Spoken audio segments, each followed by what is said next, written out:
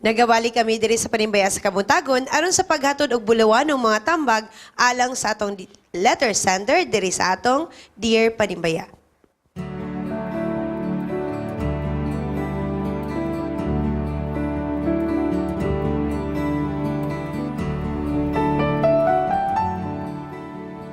Dear Panimbaya, I am a college student. Gatrabaho ko part-time para masuportahan akong pag-eskwela. Although scholar ko, kulang paghihapon kay tuition raman ang cover sa akong scholarship. Now ko'y duha ka part-time jobs nga akong ginadungan diri sa Cagayan de Oro. Ga-maintain ko sa akong grade, so kinahanglan ko magtuon gyud. Kasagaran maabusaran nako akong lawas sa pagtuon og sa pagtrabaho. Ako'y kamanghuran sa among family, pero dili ko matabangan sa akong parents og igsuon kay galisod pud sila financially. Gani, ako pa'y gatunol usahay sa ila og kwarta. Gusto ko mo save og money for future use, pero dili ko kabalo unsaon pag-ingon nila. Any advice? Swerte kay atong letter sender karon kabuntagon tun kay duha ka mang gialamong tao ang atong source sa advice karon nga kabuntagon. Exactly. But let me start off first with Lovely. Kani si Lovely kay kurat si Lovely. Kamanghuran mo, very lovely. Oh yes, kamanghuran si Lovely og kabalo po ni mo handle og kwarta. Scholar po Super. ni siya. Sige love, advice sa atong sender. Ako, be?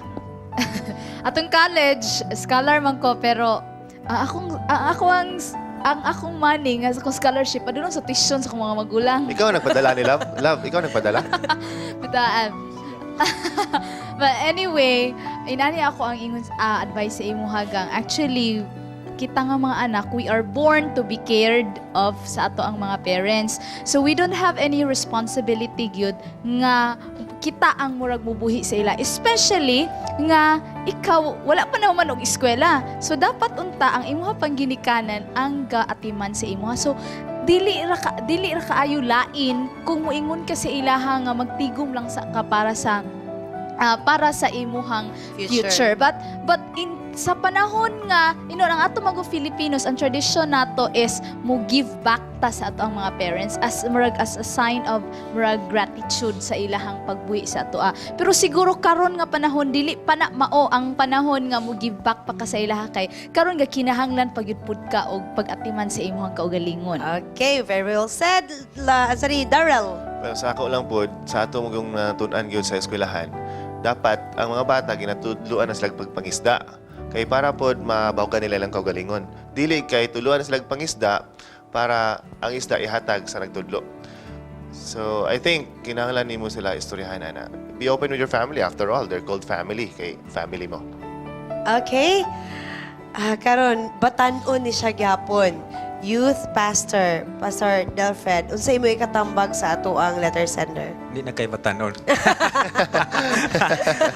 First of all, I would like to commend you for being strong and being Yes. persistent and hardworking. Uban siguro mo give up na. Pero ang my advice is, I don't know your situation, I don't know your parents' situation, if they're still capable of working. Pero if they still are, I think you need to tell them nicely nga you need to think of yourself first before you can help them. Tagtutagyo nice ha. Nicely. Okay, basta Respectfully. kay kung madaot siya na siyang trabaho bitaw, unsa ano niya pagtabang? Correct. Unahon sa niya ang iyang, you need to stable herself first. And then mutabang niya sa iyang. Help. Lastly, muduol ka og mga Christian institutions nga na ay para sa gawas na sila ng Christian Foundation nga mohatag og sponsorship. Nana mangutana ka sa government nato, mag-google ka na sila yung mga international nga mga sponsorship nga mga funds para ana nga mga special. Google pod mi ani. Ako pod gani guro. O mao lang na siya. Salamat sa advice. Yes, but we have a lot of scholarships. We have CHED, we have DOST. Actually, ingon siya, scholar na siya. Pero tuition lamang good. But when we Tuition say, and cover. when we say like CHED and DOST, apil Oo, na apil ang allowance. allowance. I-try og Google gani ang New Zealand Christian Foundation. I'm not sure nga gawas sa Google ko nasod. ani ron. Nana sa gawas. I don't know here, Doc. Anay, tani ra. Pero nana sa gawas nga dili sila mo kung unsa relihiyon mo basta kung magtanaw sila sa iyong situation. basig mo Willing kami sila sila. mo O, help. i-try lang Okay. pag-research. Kaya sometimes mo, no, kanabitaw mo, ma-feed up na ka sa imong emosyon, nga unta kung ginahinay ni istorya sa ila, nice pa ang imong approach. Pero kung ma-feed up na ka, murag, lain na kay bugat na kay imong pag-istorya unya ba sa imong family. So, teacher, mga tanong ta sa usa ka ginikanan na Yes, ginikaron. Iyahang advice. Usa kang feeling, no? Kung ingnon po siya sa iyahang anak-anak. Sige daw. Sa wala na hibalaan sa uban, since elementary, high school to college, working student ako. So, Same me ka-relate og yun. experience na itabo, no? O nakasabot ko sa iya ha, o munang giingon din ni pastor na ni gi-comment niya ug ako ni believe ko sa imong gihimo kay naa ang imuhang pagka-inisyatibo nga batan-on og kana ipadayon na siya. Muna akong tambag sumala sa pangutana na galisod lang ka. Pero wala na bot pasabot na di na kanimo mahimo galisod ra ka. Og akong nasabtan nga imutuno lang ka with sa imong kaugalingon lang nga kabubuton. Kaya wa man pod nag-ingon sa imong pangutana nga ang mama nimo, igsoon nimo nangayo, diba? So igo ra man ka ni tunol. Una, kung gusto ka nga makatigom sa ako nga na agian, akong gihatagan o pagtagad una ang pag-ampo nako. Okay? Kung kulangan ang 3 times a day nga prayer, then gusto ko 5 times or more than that or every seconds, no? Ako tong gihimo. I spend time sa mga hilom nga dapit. Mo gina ang nganong nahuman ko nga 23 years old o 22 years old nahuman gyapon ko sa akong kolehiyo. Until now, working student gyapon ko. No, working student kaya nag-eskwela magyapon ko. Now, sunod nga buhaton nga pwede nimong mahimo is i-delay nimo ang gratification, no? Kaysa akong nasabtan sa pangutana nga gusto kang mutigom Mag-save. para sa future use. Do not think of the future first. Kailangan nga karon sa ang imong hunahon mutiwas sa gid ka kay ikaduha nga kana sila una na nimong nabuhi sa kalibutan, ikaw ulahi ra ka. So mabuhi na bisag wala ka. So kailangan mabuhi sa gigakaron. Mao. Hangtod nga matuban kag pako, then makalupad na ka, pwede na ka mutabang bisag pilang imong gusto.